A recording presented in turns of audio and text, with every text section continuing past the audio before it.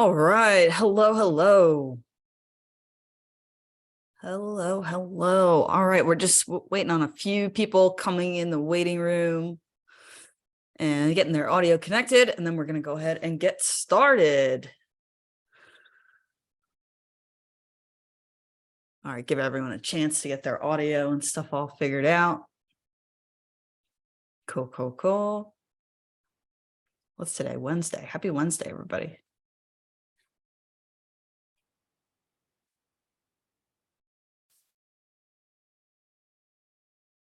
All right. So if you do have your audio and everything already figured out, go ahead and find where the chat button is at the bottom of the Zoom screen and go ahead and pop in the chat where you're joining from, because I think we have a couple places, people that are represented here. So go ahead and pop where you're from in the chat just so that people can see where you're from, and we'll go ahead and get started. Cool, cool, cool. All right. Hello from New Jersey in the house. Awesome. Cool, cool, cool. All right. Again, if you're just getting your audio all squared away, just go ahead and pop where you're from in the chat so that people know where you're from. All right. And what I'll ask is if we can all mute, and then probably later in the session, we'll have an opportunity where everyone can do some sharing as well a little bit later. But all right, well, let's go ahead and get started. Howdy, everybody. Let me just go ahead and change my view here. We got Cleveland. We got Cleveland in the house. Awesome. Cool, cool, cool. All right. Well, let's go ahead and get started. Let me make sure this is recording the right way. I am not the whiz with all this, folks. Doing my best. All right. Well, hello, everybody. Thanks for joining. Thanks for trusting me with your lunch hour today, if it's your lunch hour or whatever it may be. You may have seen in the email that if this is your lunch break, or even if it's not, don't worry. Have your video off, eat your lunch, do whatever you got to do. You're going to be on mute. So this is not a type of webinar where you need to be on and ready to talk or anything like that. This is more just something that you can listen to, soak things in. Don't worry about how you look to the camera or anything like that. But one thing that I would say is that the chat is going to be a way that we can dialogue back and forth a little bit today. So if as we're going along, if there's something that really resonates with you, if there's something you can relate to, if there's a question that comes up for you, feel free to pop anything in the chat at any point in time during today's session. And I may not get to it right away if I'm in the middle of something, but I will periodically come back to that just to make sure that all those things get addressed. All right, well, let me just give you a quick intro. I mean, all of you know me, but just for anybody who might be watching this recording after the fact who may not know me, who I am by no means any sort of expert when it comes to anxiety. I am not somebody who has this all figured out. I am a fellow overachiever and high performer, probably like many of you, who has very high ambitions, high dreams for a lot of things. And a lot of times that can kind of spin me out of control, as I'll tell you a story about in a little bit here today. So I am just like all of you. I also happen to be a life coach, which as we dive into the story today, you'll actually see that the fact that I'm a life coach is not something that puts me at any sort of enlightened status or anything like that. I'm actually a life coach because I had anxiety and, ended up having a complete breakdown. So you'll kind of see the full circle there, which I think is kind of fun. So also just as a preface, anybody who might be watching this, I am not a doctor. I'm not pretending to give any medical advice here. So I'm actually not giving any advice here. I'm really just sharing my story and what's worked for me. So, anything that you might hear here, don't take it as sermon. Go ahead and try it out for yourself. Maybe check with your doctor, whatever it may be. Or if there's anything here that just doesn't resonate, that's cool too, right? Take what you need and leave the rest, is what I like to say. So we'll go from there. All right, and I'll give you a quick rundown just how today is going to work. Basically, I'm just going to be sharing my story pretty openly, pretty honestly with y'all. And I'll be distilling like the main points in there that really stand out, that might be things you can relate to, just to maybe give you some of that identification. But really, the goal of me telling this story is not for anything other than so that you feel less alone and also more empowered. I think with anxiety, depression, a lot of these sorts of shame, guilt, a lot of these things, they fester when they're in the dark, when they're not spoken about, they're not shared about. And then we get caught, or I'll speak for me, right? I can get caught in my head and start to believe that I'm the only one who deals with this and I need to keep it a secret because there's some sort of shame associated with it or something like that. So part of this is also just to give the space where you realize you're not alone and that it's okay, however you feel, and that there is hope as well. So that's a lot of what today is about. Two promises that I have for everybody. This isn't about any sort of like think positive stuff that we have here. So I'm not going to give all this and then say, hey, at the end of the day, guys, all you got to do is think positive or anything like that. That is not how this is going to go today. And also, this isn't for any sort of sales pitch, right? It's not like, hey, at the end of this, hey, there's a, I don't know, buy this potion or something. In fact, what I will have at the end of this is a 5-step, just kind of like really brief bulleted list of things that have helped me that I think might help you. And I will have some notes for you, and you're going to have the recording for this. You'll have the PDF as well. So don't worry about taking notes or anything like that. I got you covered. Don't worry. So that's what you can expect from today. And we'll have dialogue in the chat, like I said, so feel free to share in the chat because part of this is just having that community, knowing that you're not alone. That's a big part of this. So that's what you can expect from today. I will say I had some, ironically enough, right? I had some anxiety this morning, right? I woke up and I'm like, oh, I didn't finish everything for this talk, right? I don't have it all figured out. I don't have it all, you know, and there was some of that like anxious energy in me, right? And one thing that I've learned over time is that the body actually doesn't know the difference between when I am anxious and when I am excited about something. So the body is reacting in all the same ways, right? There's like that cortisol or adrenaline that's being pumped through, those hormones. My body is kind of stiffening up, right? I might have some tension. My breathing tends to be like a little more shallow and a little more frequent. So I'm not getting all the oxygen in and carbon dioxide out. So the same thing happens. This was wild for me when I realized this. The same thing happens when I'm nervous and anxious as when I'm like really excited about something. The body doesn't know the difference. The only difference is the story that I'm telling about it. So the only difference is the narrative.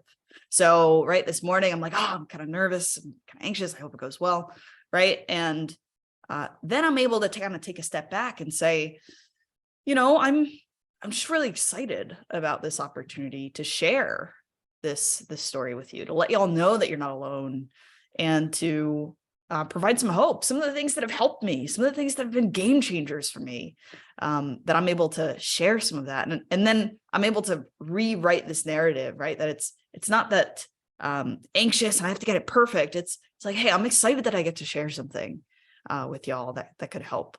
So that's part of it. So I say that just to say, right, I'm human just like the rest of y'all. All right, so let's go ahead and dive in. By the way, if anybody joined late, go ahead and pop where you're from in the chat, just so that people can see where you're from. I think that's kind of fun, just when we see this isn't a localized issue, right? This is everywhere, so it's kind of cool. All right, cool. Well, let's go ahead. I'll dive into my story here. And by the way, you might by the end of this, we'll also have some time for sharing at the end. So just know that as well. If there's something that you're like, oh yeah, that's so resonated. Oh yes, I have a story that's just like that. At the end, we're going to have some time for sharing if you want to stick around for that. All right, so I'll dive into my story here. And one thing I want to say before I even dive in is that each of you that came today, or anybody that's watching this recording, you're already about 10 steps ahead of where I was, right? Because this is an antidote to anxiety webinar here, which means that you actually have some sort of awareness already that anxiety is having some sort of role in your life. There's something at play there, and you already have that awareness. I didn't even have that. I didn't even know really what anxiety was until it totally spun me out of control and led to a total breakdown. The first time that I realized that I had anxiety was when I'm sitting in my doctor's office and she's recommending that I go on some anti-anxiety, anti-depression medication because I'm not coping with life very well. That was the first time that I really took a step back and realized, oh, I have anxiety. So I say that to say y'all are already 10 steps ahead. Good for you to like have that self-awareness ahead of time, hopefully before it leads you to that moment like it led for me. But it was 2022, April 2022, when I was sitting there in that doctor's office where she said, yeah, I think we should probably get on some medication here. And she actually put me on 3 months of leave from work. I ended up going on short-term disability because I was on it was totally just not okay. And I'll talk about the story that led up to that. But I say that to say that that was my like iceberg moment. So we all know the iceberg, right? Is that the majority of the iceberg is actually below the surface. But all that we actually see is that little, I don't know the math here, right? It's like the 10%, 5%, 1% that's above the surface. And that's what we see.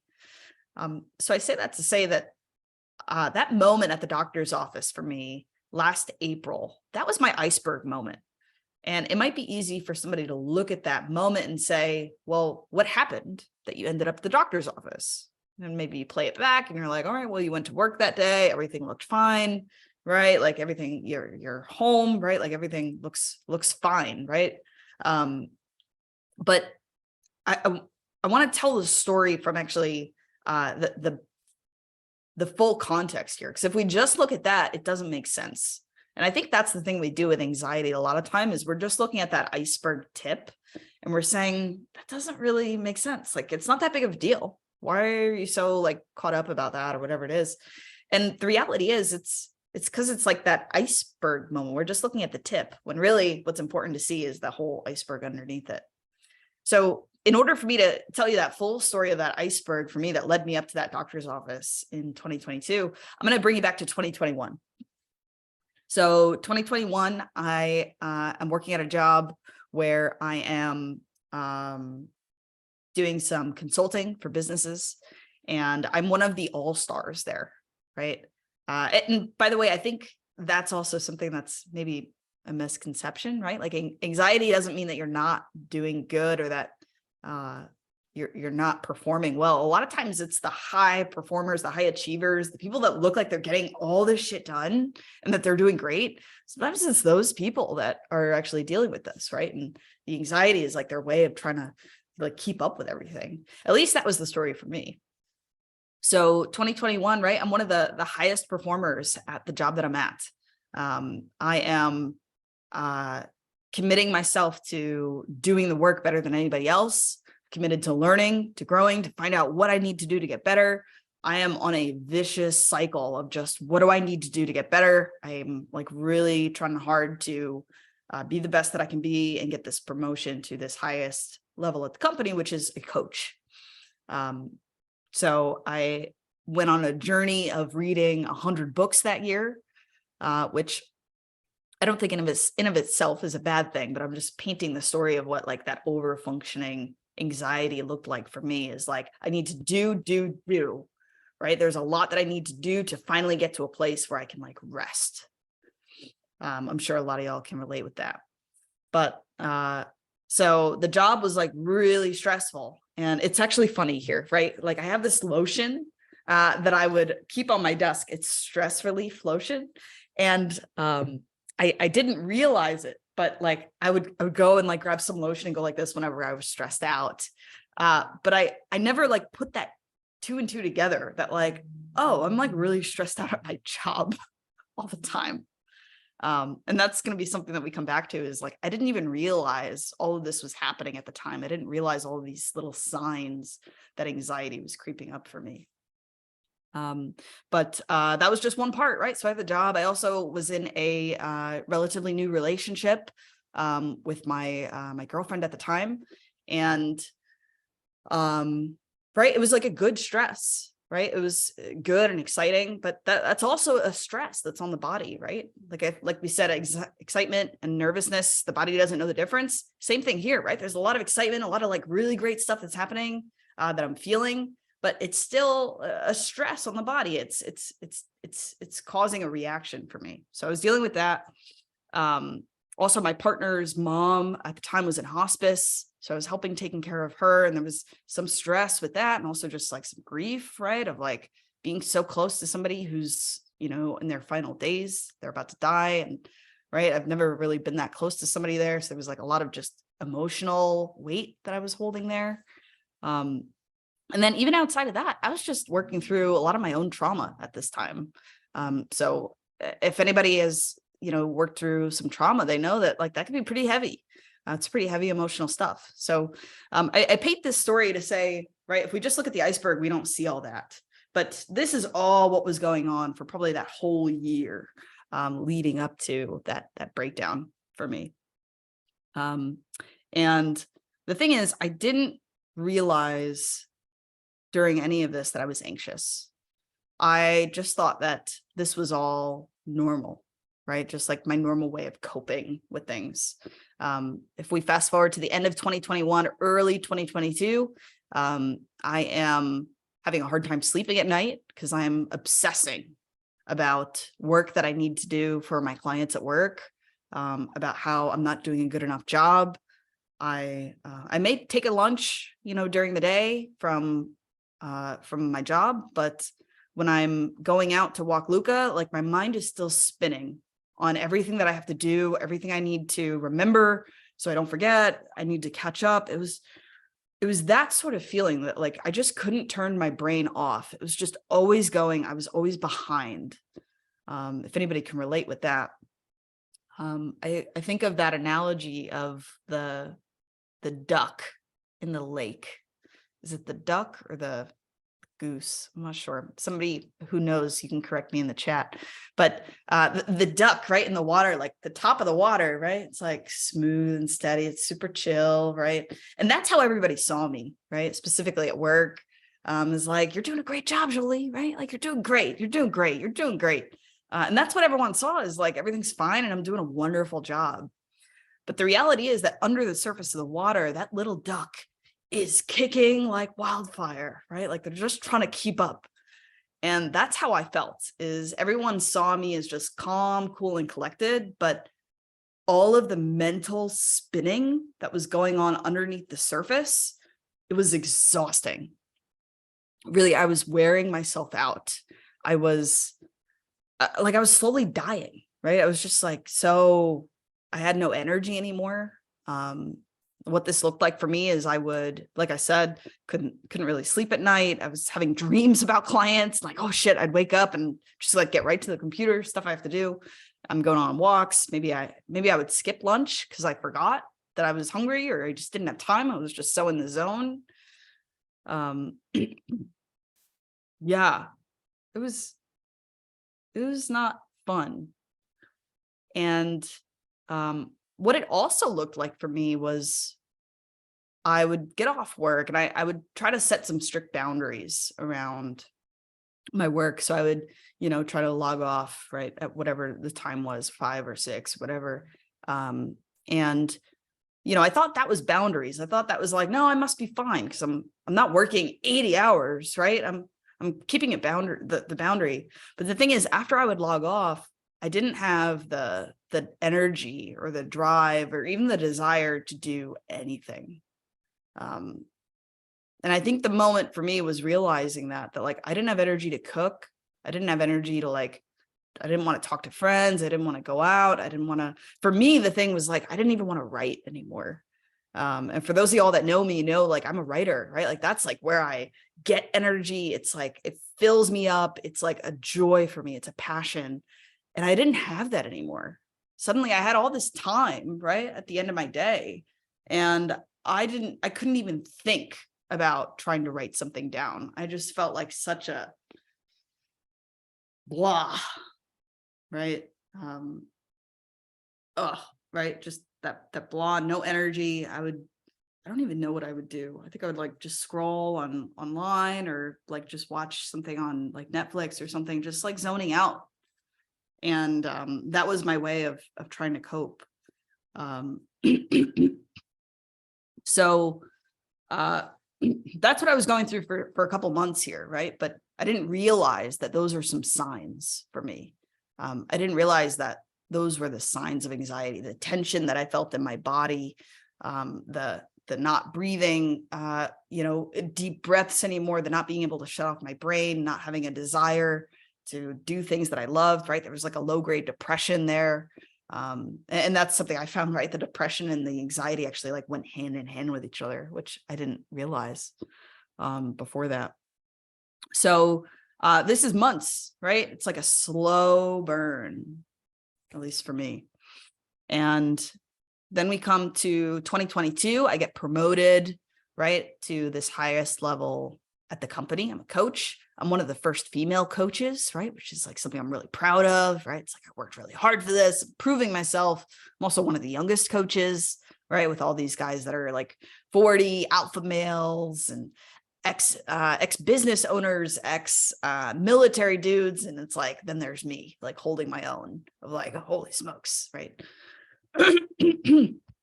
And so that's where I'm at, right? I'm so happy I got this promotion. It's like I worked my ass off for it. Now I'm coaching these businesses, CEOs, sales leaders, that sort of thing. And I'm approaching burnout. And I know it because I'm just barely functioning anymore, right? It's like things are taking a toll. I can't think straight anymore. I'm getting burnt out. And so in April, I decided that I actually need to take some time off, right? I need to take a week off. And it's funny also, right? This is a place where I had unlimited PTO, but I was so caught and so spinning that like I wouldn't even dream about taking time off because it was like, I'm too busy, all right? There's so much to do. I don't want to fall behind, all of that.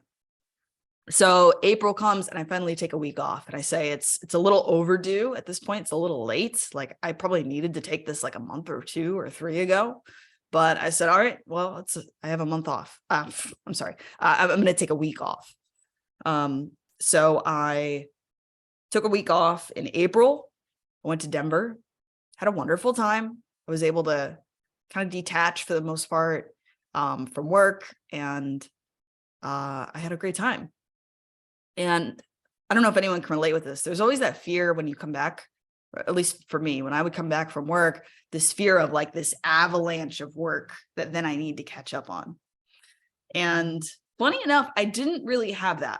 I had prepared myself enough. I had like worked my ass off a little bit, maybe a little bit too much before I went to like prepare everything. So when I came back, it was actually like pretty, like not too crazy. But the thing is, after having a week away from all of this constant stress and this feeling of like, oh, this client, what do I have to do? All of that, something felt off, I guess is the only way that I can really explain it.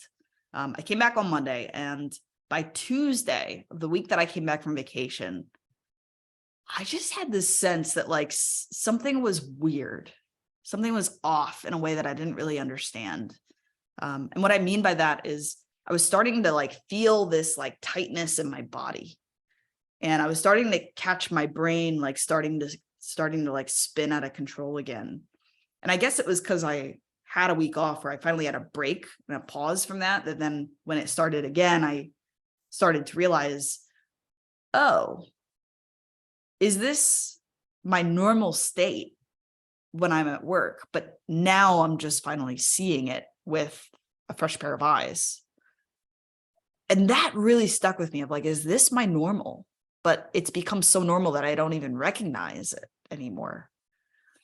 So that was on Tuesday. I'm already kind of like trying to figure out like this. I don't know. Something's weird. Something it doesn't feel right. And nothing was actually happening weird. It was just like how I felt inside. And that's Tuesday. By Wednesday,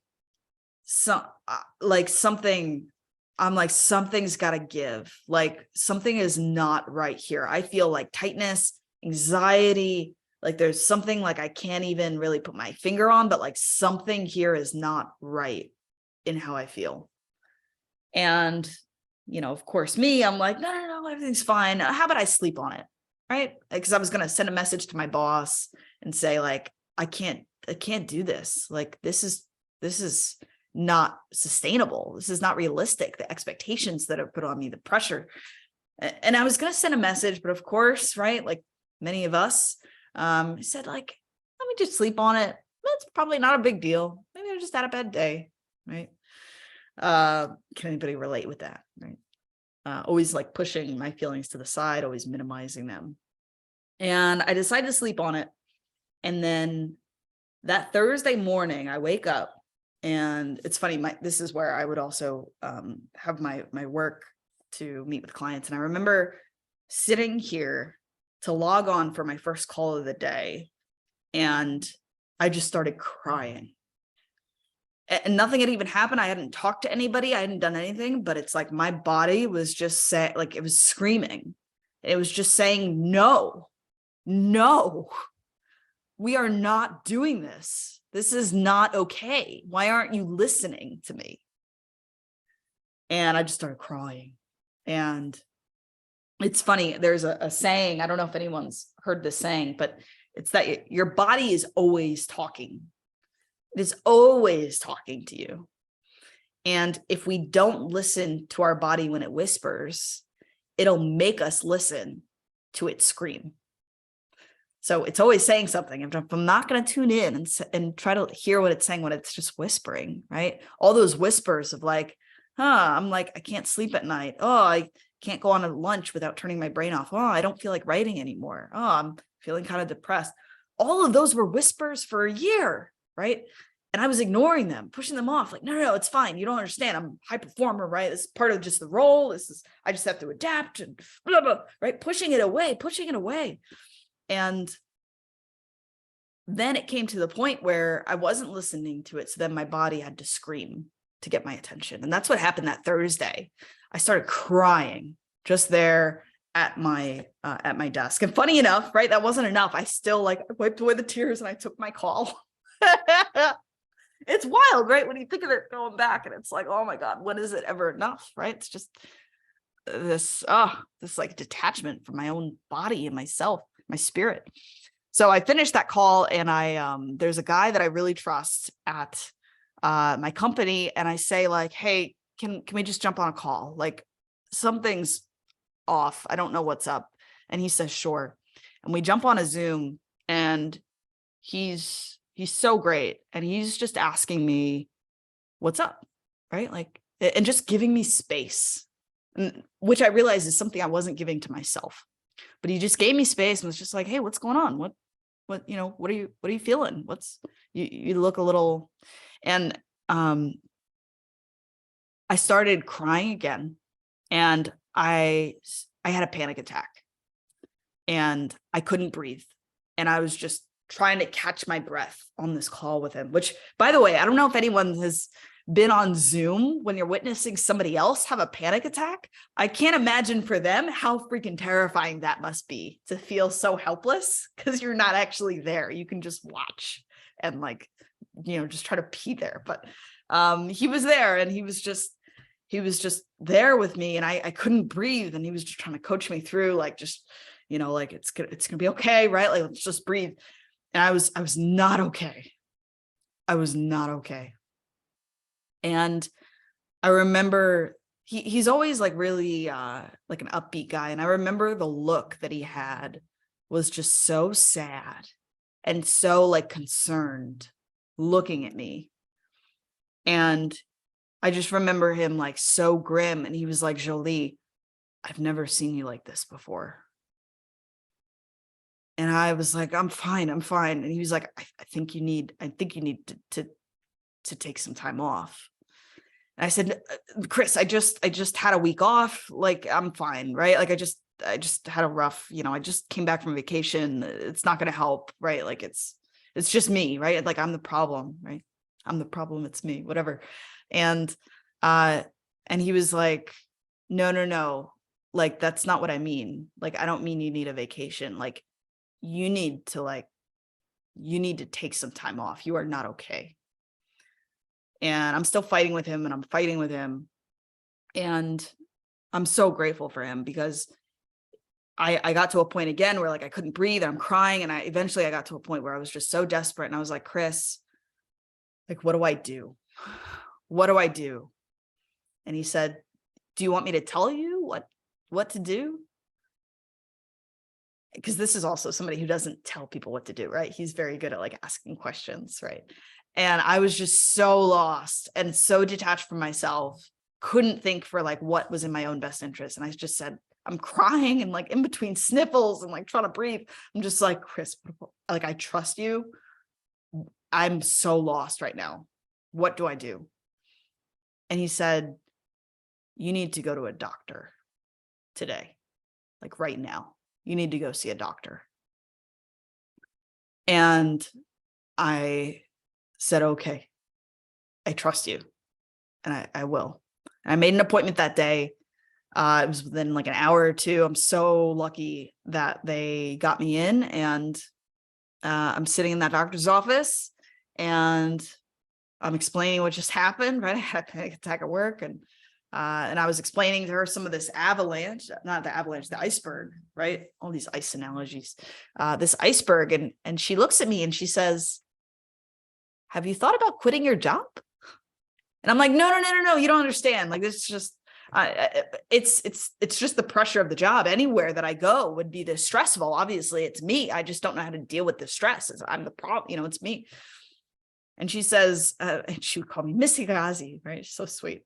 And she's like, Miss Agazi, if you're not thinking about quitting your job, and she was like trying to hint at me that I should maybe quit my job. She's like, I think you should probably consider some medication. And this is a side note about medication, right? It's funny because I didn't realize until that moment how much of an advocate you can be for other people taking their mental health seriously and being open to getting medication, right? I'm like, you do you, right? There's no stigma. There's no judgment, right? Like you need to take it. Good for you, right? I'm encouraging everybody, right, in my life. You don't realize how much stigma you actually have and how much judgment you have to it until then it's recommended for yourself. Because then all of a sudden I was like, what? No, you don't understand. I don't need medication, right? Like, this is fine. I'm fine. And all of a sudden, right, there's like which is funny, right? The dichotomy. But that was me, right? I was like, doc, I'm fine, right? And if you're recommending that I need medication to deal with my job, then I should probably quit my job. And I'm not quitting my job. And she was like, right, God bless her heart, right? And she's like, okay, Miss Agazi, like, so then I really think you at least need to take some time off. And she said, I'm going to give you a month. Like, I think you need at least a month. And eventually that got pushed out to 3 months. 3 months of short-term disability. And of course, then I'm still fighting with her. Can you see these patterns, right? I'm fighting with the people that are trying to advocate for myself because I don't know how to advocate for myself. And I'm fighting and I'm like, no, I just got a promotion. You don't understand. It's going to make me look bad. Like, I can't take the pressure. I can take the pressure. Everything's fine. Right. And she's like, listen, there's FMLA, short-term disability. Like, this is a legal right that you have to take care of your health, that it will not, they can't penalize you or come back and retaliate somehow for this. Like, we don't even have to tell them what's going on. It's just that you are on FMLA dealing with some personal stuff, right? Health stuff, medical stuff. That's all they need to know. And finally, I just said, okay. So I had, I told my boss, and I had than 3 months off, which is funny because I told work and I told everyone, told all my friends, and the reaction from everybody is like, I wish I had 3 months off. Wow, that sounds amazing. What are you doing with yourself? How are you spending your time? That sounds amazing, right? Of like all these things they would do if they had time off.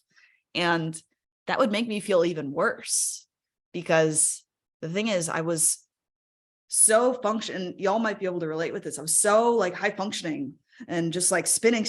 And then all of a sudden when I stopped, right, and I didn't have work there anymore, it's like the propellers died and I just crashed to the ground. And that was the lowest depression, the lowest moment of my life I've ever been. I could not get out of bed for weeks at a time. Just like leaving the house to try to walk Luca, not even walk Luca, just like let Luca out to pee, was like, it summoned all the energy out of me.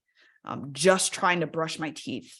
It was that sort of low. I was like, I just felt so dead and so lost, because this is not how I recognized myself. I didn't know if I would ever get better. I thought I was going to be stuck like this forever. It was so scary, right? It was like, I might as well be working. I mean, now things are worse now that I'm not working. And it was really dark. And eventually I did get on some medication. And I say that because I think it saved my life. At that point, it's almost like when a muscle is like so tight that you can't just relax it. Like you actually need some like help, right? Whether it's like a muscle relaxer or some kind of like therapy or something like that to like relax it. Cause like you can't even unrelax it anymore. You need an outside something to help. And that's where I was. So I got on meds. I was on leave for 3 months.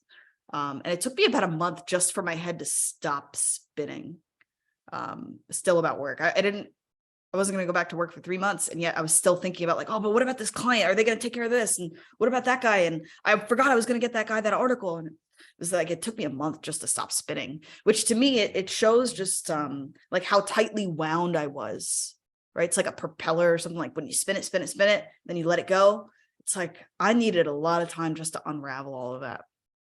And like I said, I got on meds, started upping my therapy, and I started being okay with just super small goals where it's like just taking Luca out today is enough.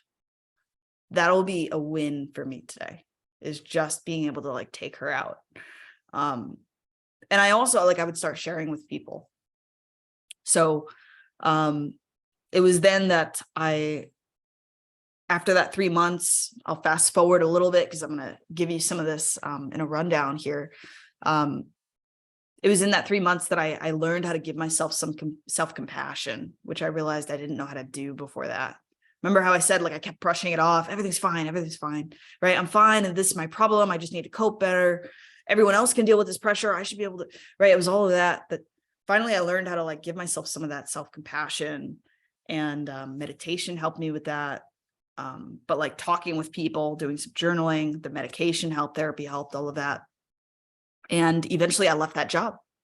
At the end of that 3 months, I was in tune enough with myself that I realized like, this is not healthy for me. This is not okay. And it's not me. That's the problem. It's that like, this is not a good environment for me. So I left the job. And I didn't really have a plan, right? But that's where I started doing some of that soul searching, fast forward, where I realized like I love coaching, but not there and not about businesses. I love people, which eventually led me to create my own business and to where I'm at today, right? Where I'm a life coach. There are stresses of this now as well, but it's very different for me, right? It's like something that feels good at the end of the day. So that's like the nutshell of my story that I have here. Now, I get that I just threw a lot at you, and I want to take a minute to kind of distill some of the things that helped me and that I still practice today that helped me from getting back into that state of mind that like bring me to a place where I'm okay, now, right?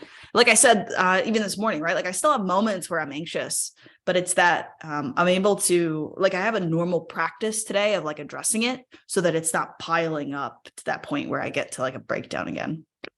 Okay, so let me share my screen here and give you what I'm calling like my 5-step antidote to anxiety. Now, this is not clinical or anything like that. This is just, as I look at my own story, this is what I've seen that has been my actual journey. So 5 main steps here, and you might be able to take something from you for yourself. Again, don't worry about jotting this all down. I'll send this to you, so don't worry. All right, 5 steps. All right. So number 1, like I said, recognize the whispers of anxiety. So I'm curious to hear from y'all. Maybe pop it in the chat. I'm curious to know for each of you, because I'm sure it's different for all of us. How do you know when you're anxious? What are the signs that you know when you're feeling anxiety? Pop it in the chat. What are the things that kind of give you a cue that, yeah, I'm feeling kind of anxious? Pop it in the chat.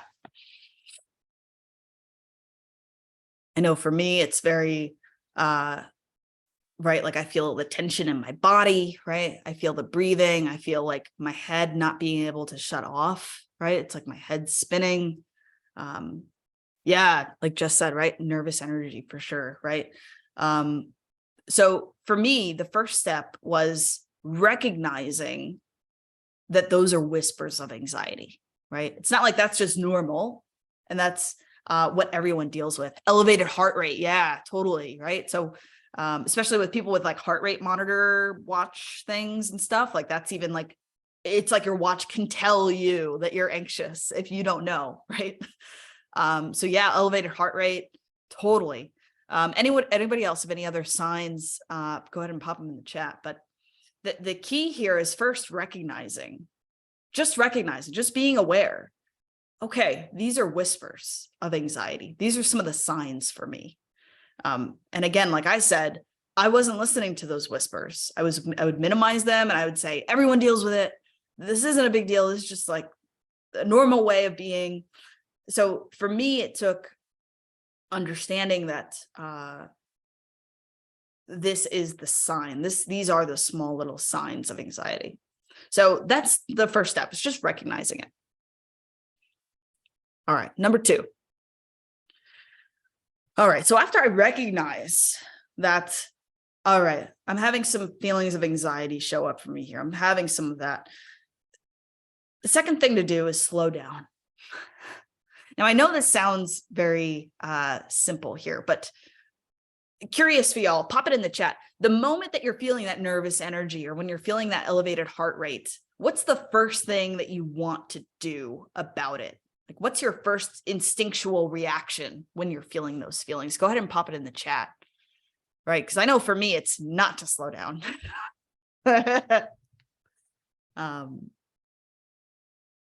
Yeah, so when you're feeling those things, yeah, you want to scream, right? It's like, right?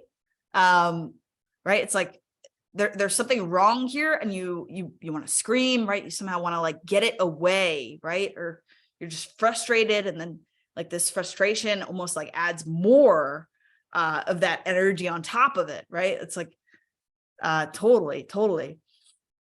So same thing for me, right? When I'm first feeling those signs and those whispers, my instinct is like, how can I get it to go away? Right? Go away, right? I want to somehow get away from it, right? I don't like it and I want to push it away from me.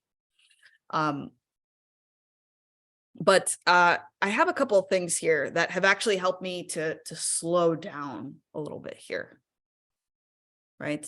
So it's realizing that when I'm feeling those things, it's that my body is trying to tell me something. My body either doesn't feel safe, my body is really nervous about something, right? For me in this webinar, it's like, oh, I'm gonna fail, right? Somehow, like I'm gonna tell a story and no one's gonna relate to anything, right? I'm a failure. I'm like blah blah blah, right? And it's like this is where our mind goes, right? It's like the primal, just like survival mechanism.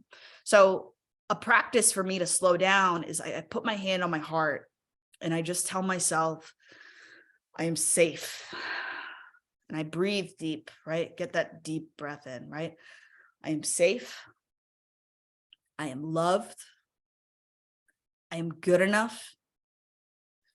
I'm going to be okay. I am safe. I am loved. I am good enough.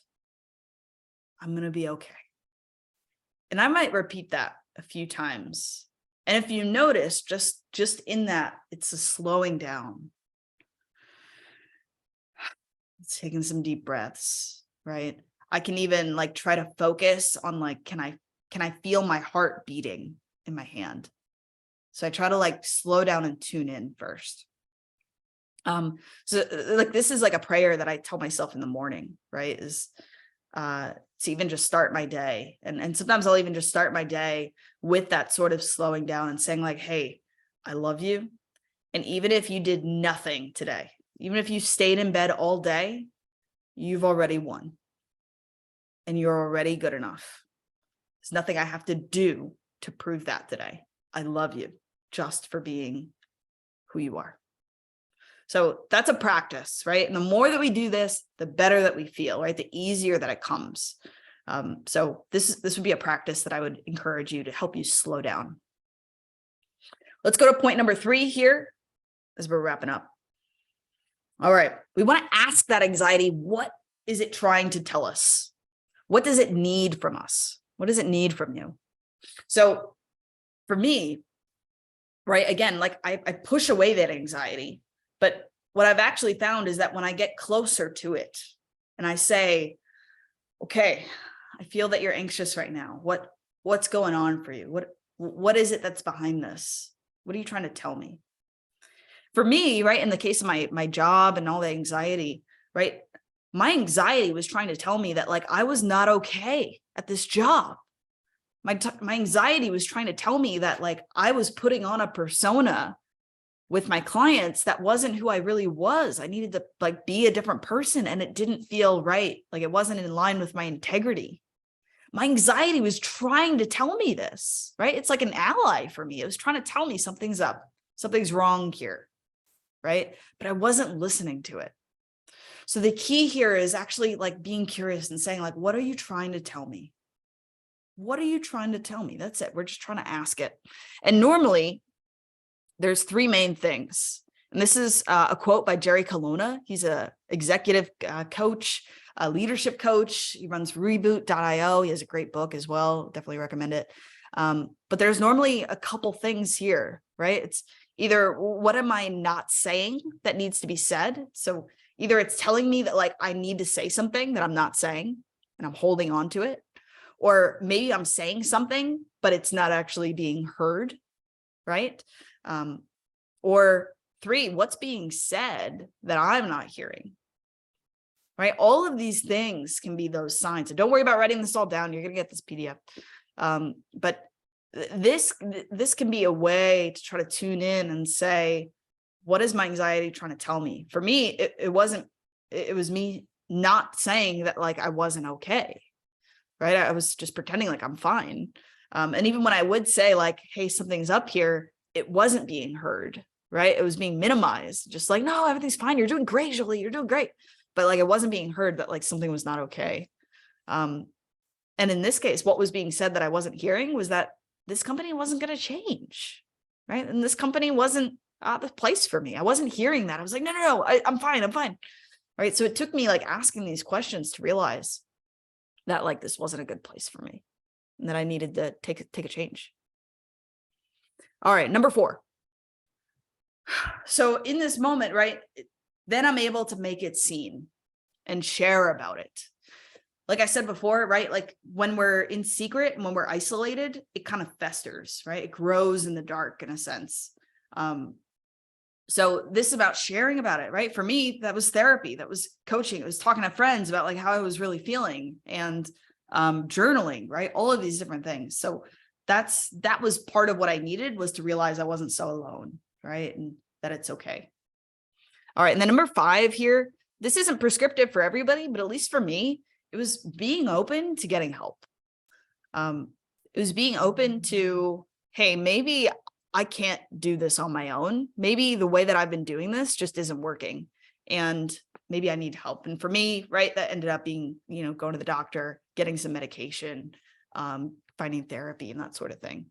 But those are the things that have helped me and have made a big difference. And those are still things that I'm practicing today.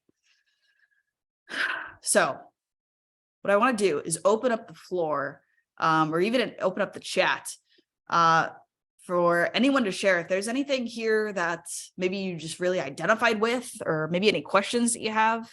I want to just give an opportunity if anybody has anything that they wanted to share from that, anything they related to. Maybe you have your own story of things that have helped you in your anxiety journey, right? Maybe something we can all learn from.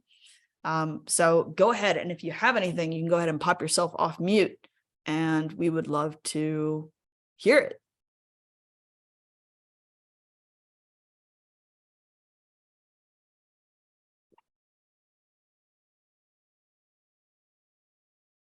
And if there is anything else that anybody else has found that's like really helpful for them, definitely pop it in the chat, because that's also right. Like there's not just one right way for everybody when it comes to anxiety and how to get better and that sort of thing. So if there is something that's worked well for you, definitely let us know, because maybe it could be something we could try as well.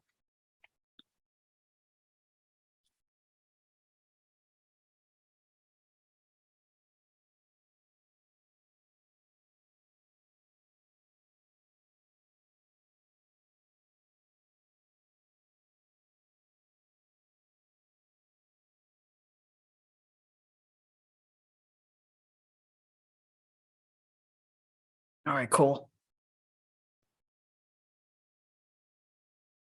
All right, let's check it out. All right. My anxiety usually comes through as you're not good enough. Oh, yeah. You're not good enough. And I've learned to be more proactive with challenging those thoughts. Hell yeah. And actually talking to myself in my head sometimes out loud. Hell yeah, Cassidy. For me, like the out loud actually helps a lot. What I've actually found is that there's something about humming out loud or singing out loud or even reading out loud. There's something about that. It's like with our vocal cords or something, that it stimulates our vagus nerve that relates to that, like that calming. So not the sympathetic, the parasympathetic nervous system. That's like more of the relax, rest and digest instead of fight or flight. There's something about that out loudness that calms us, right? If any of you saw my article about like that ice bath I just did, the instructor even said, right, like start humming when you're in the water, because that like brings you to a place of calm. So if you watch my video, you'll see that I was humming and trying to sing a little bit. So totally, yeah. Thank you for sharing that. And that's why you sing when I drive. Yeah, it's therapeutic. It's healthy. Totally, right. And I love also like none of this requires money, right? There's nothing to buy here. There's not a supplement or something. It's like, these are just normal things we can do to self-soothe. So yeah, thank you for sharing that, Cassidy. Kelly, I applaud you for tackling this head on. Mental health is such a vital part of what we deal with on a daily basis. Yeah, totally. You are to be committed for your self-awareness, as this is a vital component to being healthy each and every day. Thanks, man. Do you still take medication, and have you been able to deal with life daily now through self-awareness? Really great question. So right now I am still on medication. I have lowered my dose a fair amount, and like eventually I'll probably be weaning off it. That's just my story for me. That's something I also had to learn through my doctor, is that it's not that when you go on medication, you're saying that you want to or need to take it forever. At least for me, just sharing my experience, she says sometimes like the life circumstances that are around you are just so heavy and beyond your ability to cope. Right? Like we have a threshold of like the stress that we can take. And when the stress around us is so high, sometimes we need that outside medication just to like help us through that. And sometimes when like those outside scenarios have calmed down a little bit, we are able to kind of build up our own coping skills where like we don't need it anymore. And some people still do, or they still use it, and that's fine, right? There's no judgment. So I still take it. I'm on a lower dose now. And I'm just at a place where I am I'm still helping it through that and therapy and all of that. And yeah, I've been able to deal with life through that self-awareness, right? This journey that I shared, right? Hand on my heart, the breathing, the slowing down, like this I came up with because this is like what I actually like do for me, right?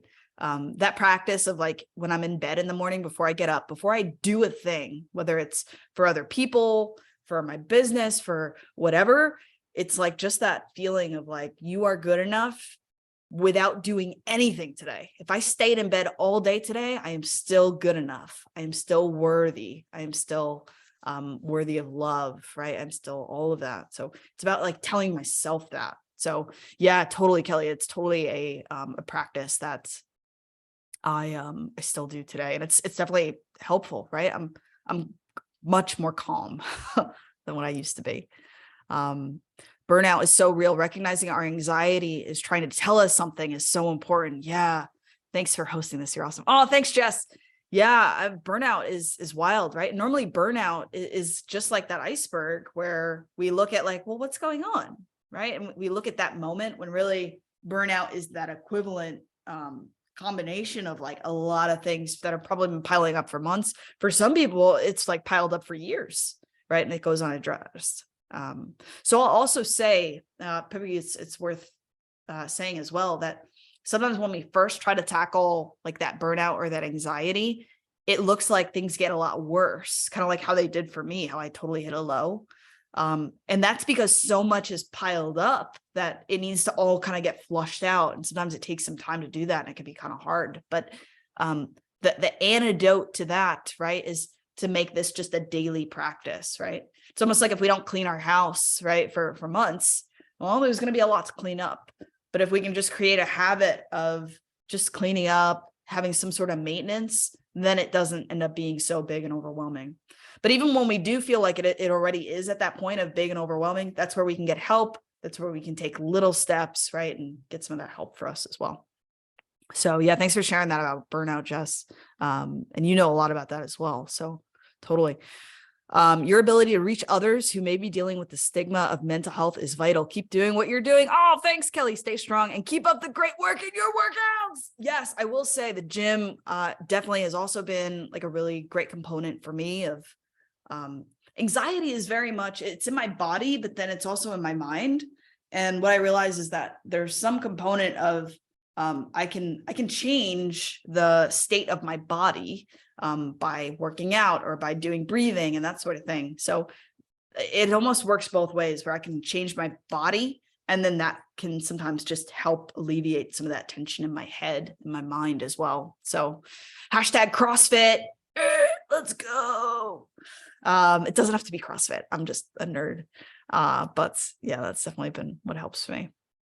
All right, folks. Well, we're here at time. I want to thank y'all for just being here, being present, being open, trusting me with your time, right? There's a lot of people out there that will probably share different things, and for you to trust that there's something here of value for you is something that I don't take lightly. So thanks for being here. And thanks for being honest and being open and sharing your own stories and comments in the chat. Again, that's part of the beauty of this is we realize that we're not alone, right? So I'll follow up with the recording and with the PDF for you all. And until then, I'll see y'all soon. Hope you have a great rest of your day. Take care, everybody. Thank you. Bye. Stay safe. Bye. Bye, folks.